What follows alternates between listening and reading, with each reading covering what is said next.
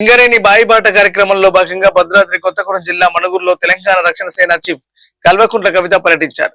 పీకే OCP 2 గని సందర్శనకు వెళ్లిన ఆమెను అనుమతి లేదంటూ పోలీసులు అడ్డుకునే ప్రయత్నం చేశారు. పోలీసుల నిర్బంధాన్ని దాటి ఓసీపీలోకి వెళ్లిన కవిత కార్మికులతో సమావేశమై వారి సమస్యలు అడిగి తెలుసుకున్నారు.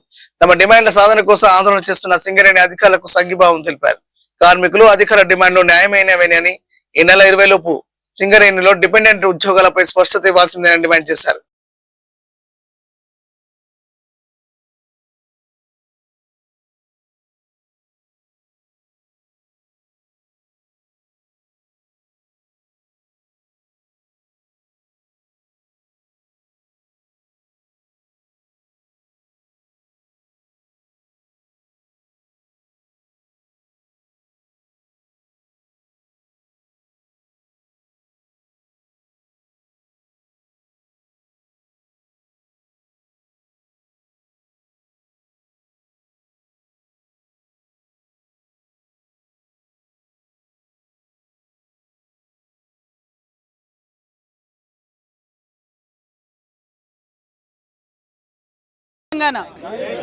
జై సింగరేణి.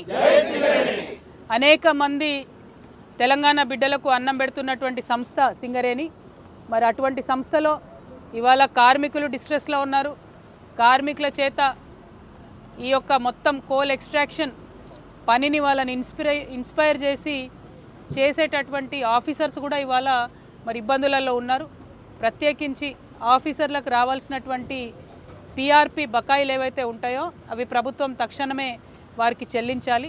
అంతేకాకుండా కంటిన్యూస్గా వారికి జరగాల్సినటువంటి పే రివిజన్ కూడా జరుగుతూ ఉండాలి. ప్రతి సందర్భంలో ధర్నాలు దీక్షలు చేసి అడగడము గుర్తు చేయడం అనేటటువంటిది కాకుండా ఒక పాలసీ తీసుకొని ఒక విధానం తీసుకొని రెగ్యులర్గా జరగాల్సినటువంటి పనుల్లో ప్రభుత్వం యొక్క జోక్యం లేకుండా సంస్థ మేనేజ్మెంటు స్వతంత్రంగా నిర్ణయాలు తీసుకునేటట్టుగా ఉంటే ఈ సంస్థ బతికి బట్టగడుతుంది. లేకపోతే ప్రతి దాంట్లో రాజకీయ జోక్యం చేస్తే కొన్ని విషయాలు మనకు అర్థం కావు, వాటిని ఎక్స్పర్ట్స్కి వదిలేయాలి. అటువంటి ఎక్స్పర్ట్స్ ఉన్నటువంటి సింగరేణి సంస్థలో ఈ ఆఫీసర్స్ వల్లనే ఈ సంస్థ కింద పేరు వచ్చింది. వారి ఆధ్వర్యంలో పనిచేస్తున్న కార్మికుల వల్లనే ఈ సంస్థ కింద ప్రొడక్షన్ వస్తుంది. కాబట్టి ఖచ్చితంగా ఆఫీసర్స్ పక్షాన మేనేజ్మెంట్ త్వరితగతిన ఆలోచించి నిర్ణయం తీసుకోవాలి. సిగ్గుచేటు ఏంటంటే ఇది 12వ రోజు దీక్ష చేస్తూ ఉన్నారు.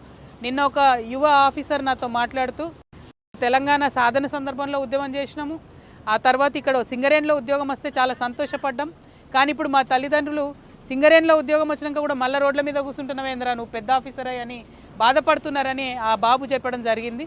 అటువంటి పరిస్థితి ఇవాళ తెలంగాణలో దాపురించిందంటే కాంగ్రెస్ ప్రభుత్వం వెంటనే చర్యలు తీసుకోవాలి. మేనేజ్మెంట్ స్వతంత్రించి నిర్ణయం తీసుకొని పిఆర్పిని అమలు చేయాలని చెప్పి నేను డిమాండ్ చేస్తున్నా.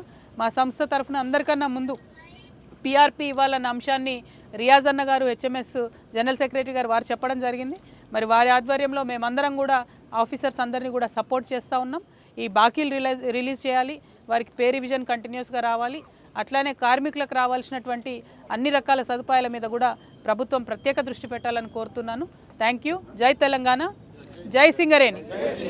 Thank you.